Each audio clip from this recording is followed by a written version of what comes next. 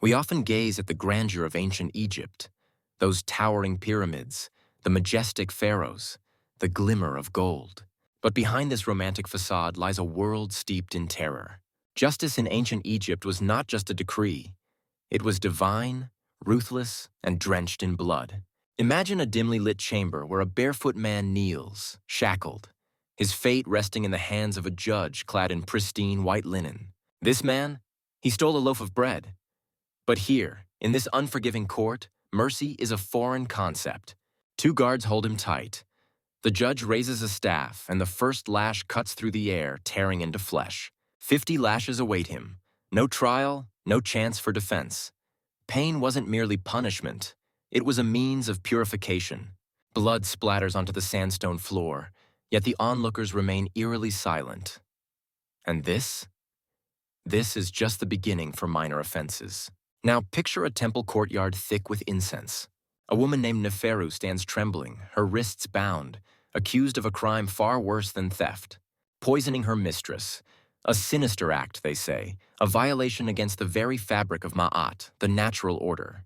High priests encircle her, their chants echoing ominously.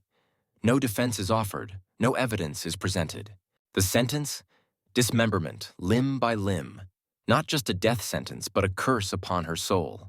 An executioner steps forward, blade glinting in the dim light. Her scream, it never reaches the gods above. In this world, there is no afterlife, no redemption, only eternal wandering through the shadows.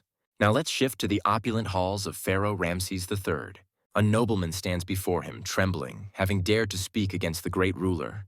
But now, he will cease to exist. Scribes scratch furiously at scrolls. Workers hastily chisel his name from stone, obliterating his existence.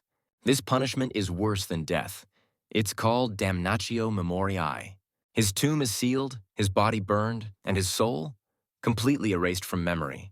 In Egyptian belief, if no one remembers you, you simply never existed. As night falls on the banks of the Nile, a condemned man is dragged through the reeds, the river hissing ominously. For those who dared desecrate temples or murder priests, death was a punishment meted out by the gods themselves.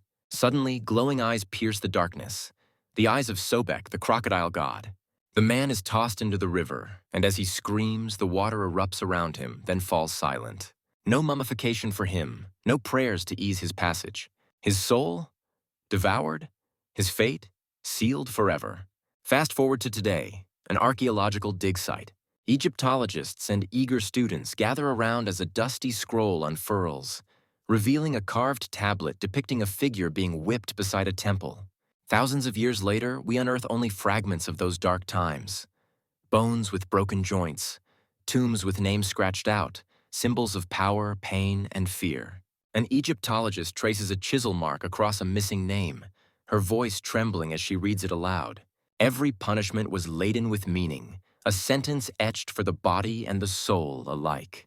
As we zoom out over the haunting Valley of the Kings, the wind howls through the crumbling ruins. Statues, cracked by time, seem to stare into the abyss, witnesses to the horrors that once unfolded. We remember the pyramids, but we often forget the blood that was spilled to create them. And as the camera fades out on a stone carving of a man mid-flog, arms tied and eyes wide in terror, we're left with Egypt's darker truth. To break the law was to gamble with eternity. Now you know the dark side they never show you in museums. Subscribe for more stories carved in stone and soaked in history.